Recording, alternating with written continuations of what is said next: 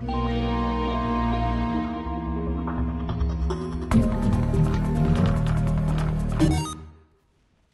what is going on, everybody? Jerma here with a Team Fortress 2 gameplay commentary.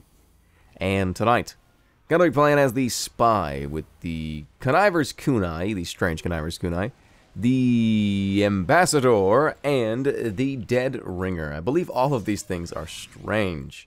And this video is not going to talk about the gameplay really that much. I actually do want to bring up a couple of things about stabs, certain stabs that I do.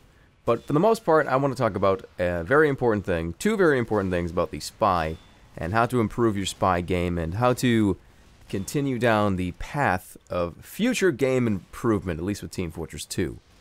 You can call this a tips and tricks video, but it's not really going to talk about any specific tips or specific tricks to do in the game. What it is going to talk about, though, is patience and timing.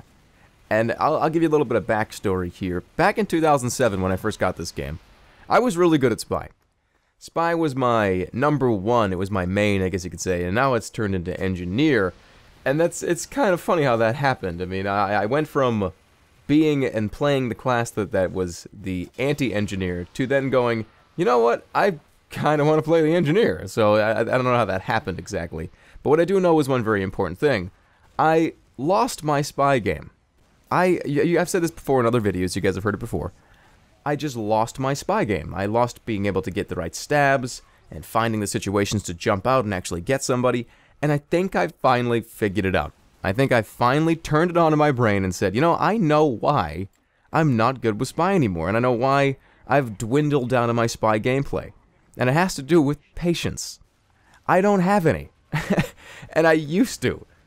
And it actually took me until this gameplay right here to realize that. If you see what I'm doing right now, this is a good example of what I'm talking about. Old Jerma would have jumped out of that immediately, that Dead Ringer. But no, I waited patiently, I stood my ground, and I picked up the double stab. That's the type of stuff I'm talking about.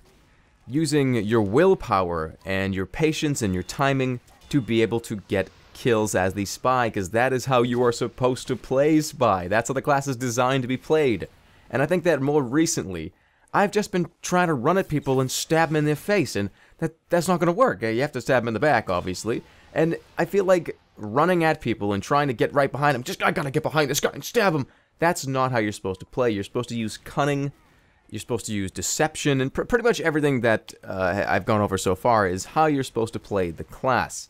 And I think I know exactly the point where this all happened, and I think for a lot of us old spy players, I think we can pinpoint one place where this all started to happen. I mean, maybe it's just me, but if it's not, let me know. But at least for me, it was when I started exclusively using the Dead Ringer. Back in 2009 when that came out, I thought it was the coolest item ever, and I used it so much. And I think what happened is, because the Dead Ringer, it takes away the patience, it takes away the sense of urgency, because you can essentially live forever if you play your cards right with the Dead Ringer. And what I started doing is simply running up to people and knowing I can get them to activate the Dead Ringer, and I would be fine.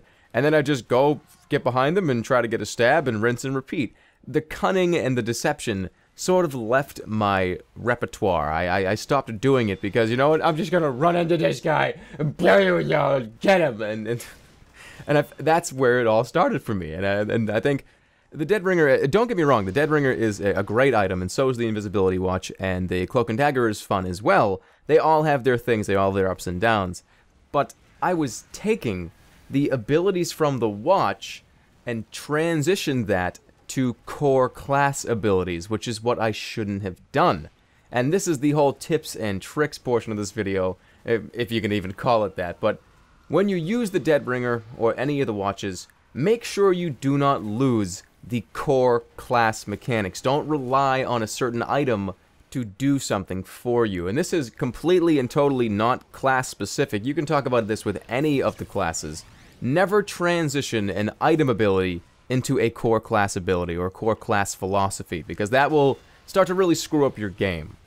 And I guess my final thought on all of this is sort of directed at the newer players. If you just got the game, or if you downloaded the game less than a couple weeks ago or a couple months ago or something like that, then you want to know how to play Spy, and you want to know, oh, how do I get a backstab? How do I grab something? How do I kill people? what you really want to do, guys, is you have to, from the ground up, you have to play the way the class is designed to be played. And you have to, from the ground up, know when and where to go and who your target should be. And, you know, do I get that medic first or should I go after the engineer that's over there? That's all about the spy. It's all about picking your targets, choosing your targets, and knowing the time and place when to do it. Now, that can take a while. I mean, the spy is not the easiest class to play, and by any means, because the spy and the engineer and the medic, I guess you could say the medic is in this category as well, they are the classes that the more you know the game, the better you are going to play with them. For instance, you're going to find out all the great engineer sentry places on every map. You're going to find all the great places to stand as the spy, where you know people are going to come in, where choke points are, the great places to hide, the great places to sneak through tunnels.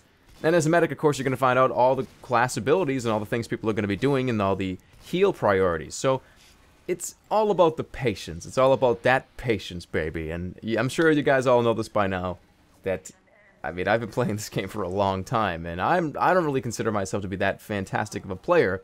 I'm still learning things. You guys still tell me things in this comment section that I didn't even know. I mean, I learn something from you guys pretty much every day, and that's fantastic. I love being able to keep the knowledge process going, because there's a lot of different things in this game. There's a lot of mechanics, there's a lot of math going on in the background, so there could be a lot of confusion with, especially because there's 9 classes, all the different items, all the different abilities. It's crazy sometimes, and I think that's why we love this game so much. But that is going to wrap up the video, guys. Thank you all so much for watching. I really do appreciate it. And I'll see you guys all next time. And of course, take care, everybody.